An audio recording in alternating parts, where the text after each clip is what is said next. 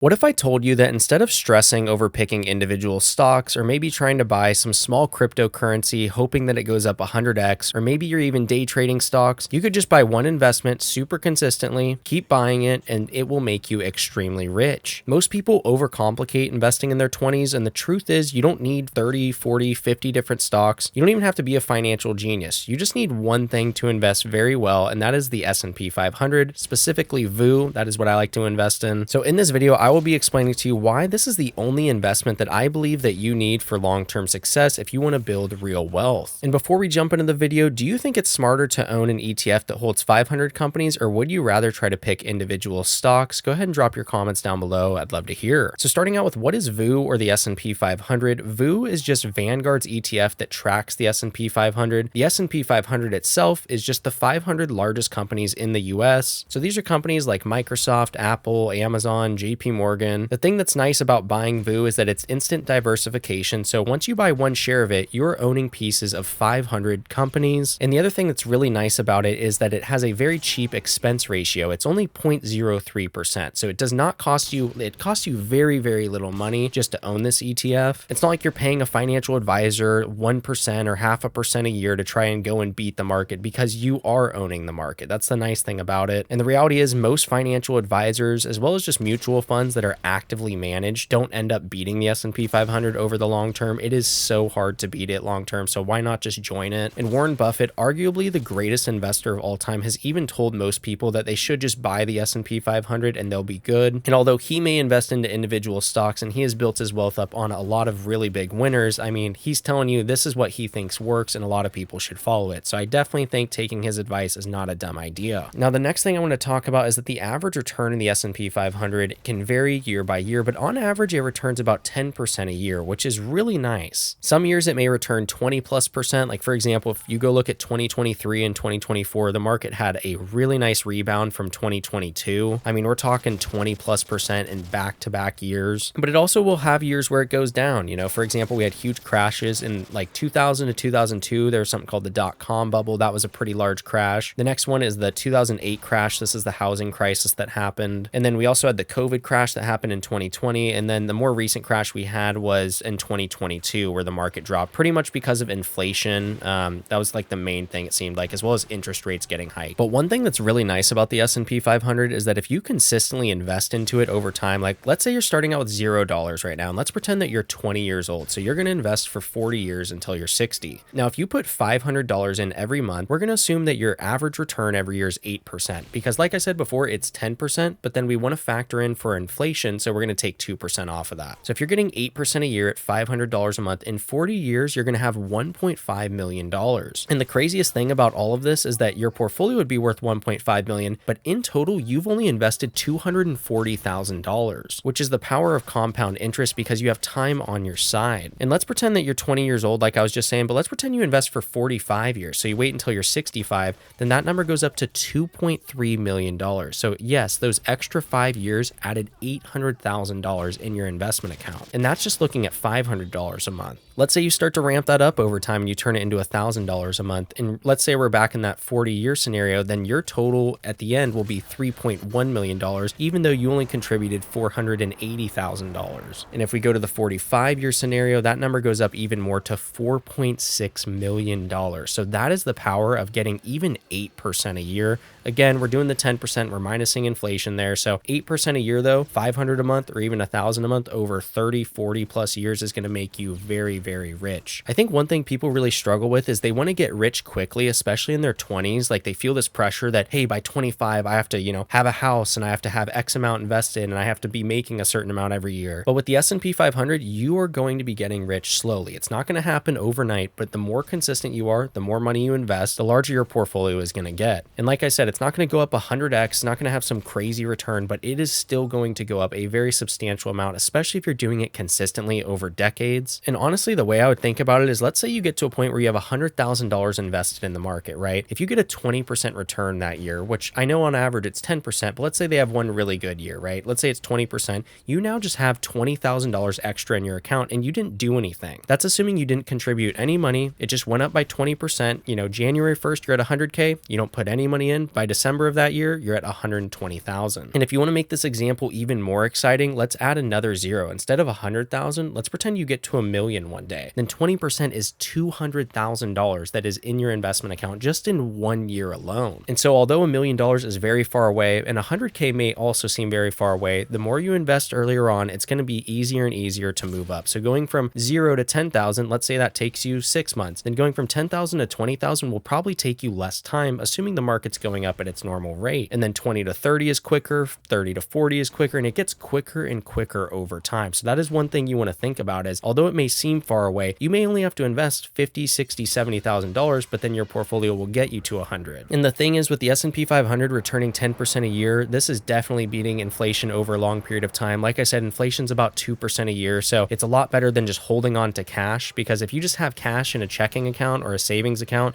and you're not getting any interest on it, then your money's actually going down in value every year. Your $1 that you're spending today is going to be worth less than $1 next year because the price of everything goes up over time. Another thing I want to talk about is, why do I believe that the S&P 500 is perfect for you in your 20s? The main reason, and I already talked about this a little bit, is that you have time. Compound interest does all the heavy lifting for you. Whether you're starting at 20 or 25 or even, 29 or 30, whatever that age is, if you start in your 20s, you have so much time to invest, and time is your best friend when it comes to compound interest. Don't get me wrong, the interest rate absolutely matters as well, but at the end of the day, the longer the time horizon, the better. And we even saw that just now when we looked at a 40-year time horizon versus 45 years. I mean, it was a massive difference on both scenarios. The next reason I think it's perfect for people in their 20s is because it's extremely low effort. You really don't need to check it every day. It's not hard at all. If the market has a good year, it has a good year. Just keep buying it very consistently. And if it has a bad year, that's okay too. The logic and the mindset I try to put myself into is that if I put money in, let's say I invest $1,000 and it goes up, great. Now my $1,000 is worth more. But if I invest $1,000 and it goes down because the S&P 500 has dropped, that gives me an opportunity to buy an asset that has gone up historically over time. I get to now buy it on a discount. The same way, if you have a pair of shoes or there's something out there that you want to buy, if it drops by 20 or 30%, the odds of you buying it are a lot higher. You know what I mean? So you got to kind of view it that way. It's just a win-win scenario. Either you put money in and your investment goes up and you make money, which is awesome, or you put money in, the investment goes down temporarily, which is fine, and you just buy the dip and you invest and you're buying a really high quality asset on a discount. So using that logic will help you long term, especially when we get into crashes where the market may be dropping for 6 months straight, 8 months straight, over a year straight. But at the end of the day, that is a really good buying opportunity. The next thing I love about it is that it is low cost. Like I said with VU, the expense ratio is extremely low. It's not like you're paying a manager 1% a year to manage your money just for them to underperform the market. And I'll even make an entire video talking about why I don't believe people need a financial advisor, because some of that stuff will really eat away at your returns long term. The difference between getting 8% a year and 7% a year over a 30, 40-year period actually equals to hundreds of thousands of dollars, believe it or not. So the low cost is very nice there. The next thing I wanted to talk about is that it is a lot less stress. And the reason I believe it is a lot less stress is because when you invest into individual stocks, if you put all your money into 5 stocks, then you're basically counting on, hey, these 5 companies need to do very well. They have to have really good earnings. Nothing about the business needs to start decreasing. You need to make sure the revenue, the profit, the free cash flow are consistently growing. You're going to be looking at earnings calls. You're going to be looking at the operations of the business. And you're basically just counting on all of your investments when you own individual stocks to continue to do well over a long period of time. For example, there are a lot of companies that were great in the 90s, but then in the 2000s, they completely tanked. They were nowhere to be seen. Tons of companies went bankrupt. And so a company can do very well for 10, 15, 20 plus years and then just have a horrible 5 to 10 year period. Some examples of this are like 3M or like Walgreens, for example. Like I remember growing up, I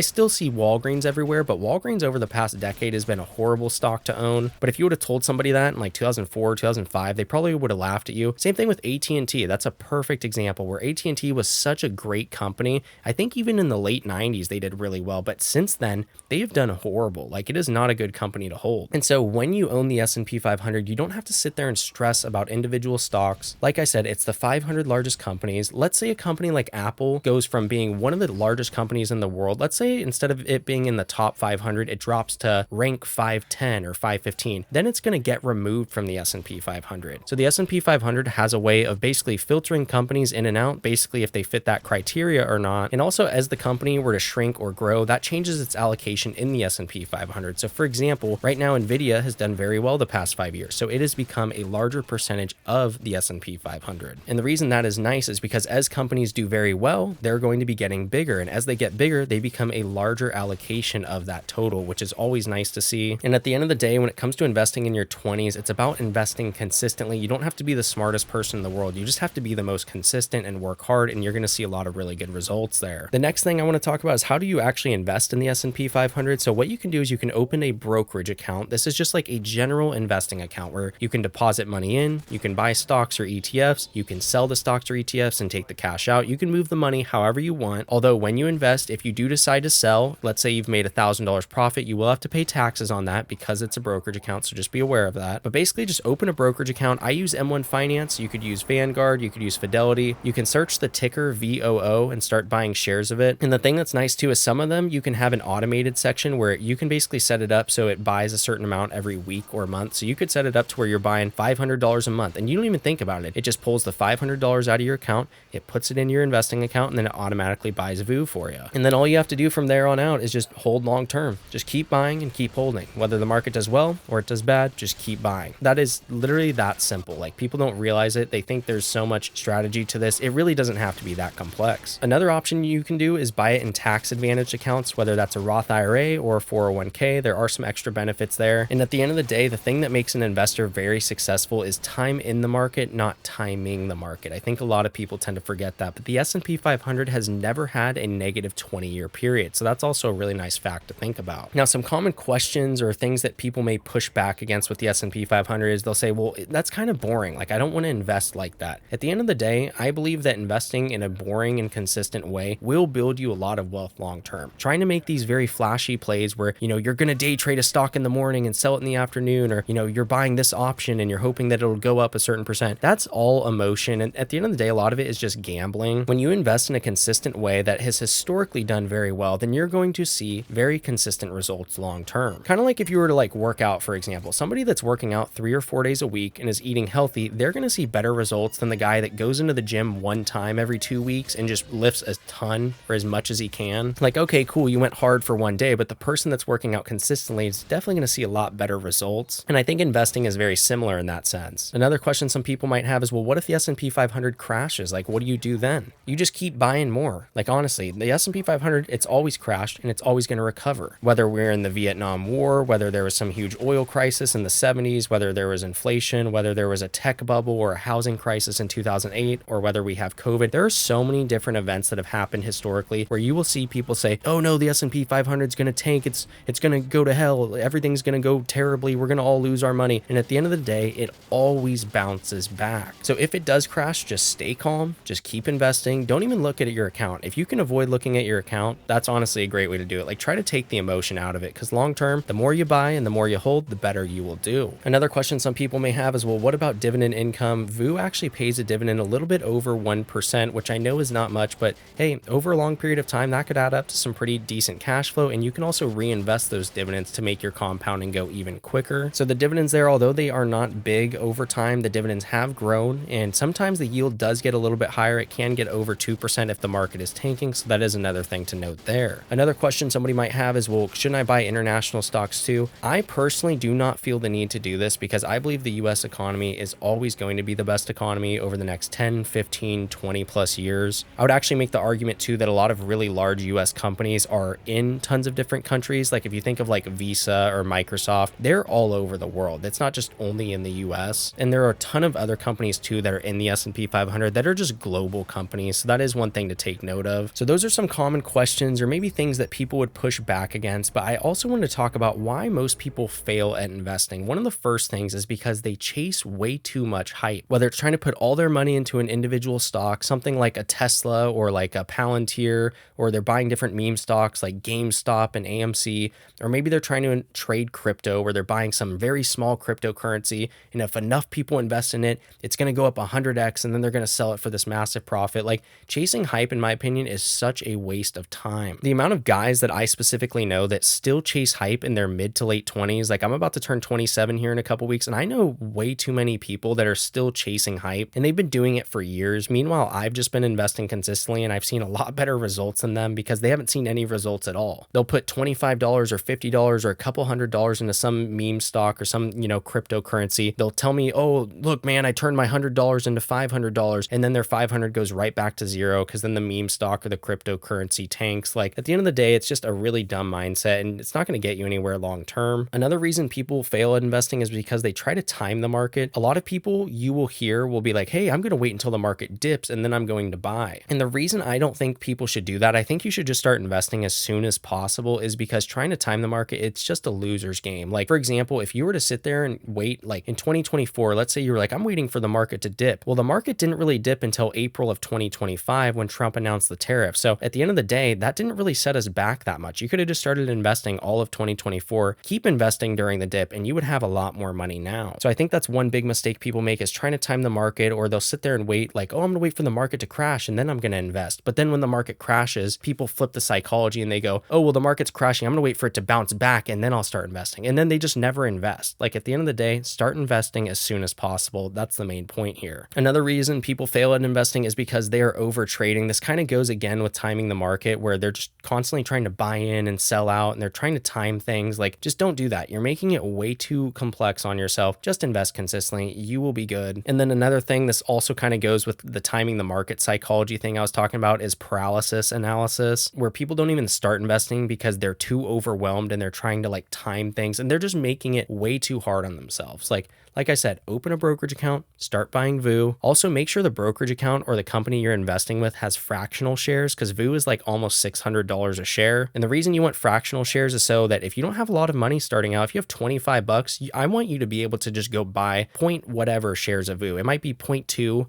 or 0.1 or whatever that number is, right? But you should be able to buy fractional shares, and this will help you long term, because before you know it, you're going to own 1 share of VU, and then you're going to own 2, and then 5, and then 10, and it will continue to grow. The key message here is that simplicity beats complexity, and that's why VU is the perfect solution. And so like I showed you guys earlier, investing into VU for decades at a time, even just getting 8% a year, investing $500 a month or even $1,000 a month is going to go a very long way. When the market goes down and we see big downturns like we might sometime in the next couple of years, who knows? I don't know what the future is, but at the end of the day, I'm thinking about decades. I'm not thinking about days. But if the market does have a downturn, that is a great opportunity to buy even more than what you currently are. Like if you're investing $500 a month and the market tanks 30%, try to see if you can up that to $750 a month or $1,000 a month. Like try to find ways to invest more when the market's dipping if you can. Again, just invest consistently. And that's kind of the main point here. So that is it from me. That is why I believe it is the simplest investment to build wealth long term. It's going to work for you. And also one thing I should mention is I have over 80 something thousand dollars in VU. It looks like I have about 88,000 as of today.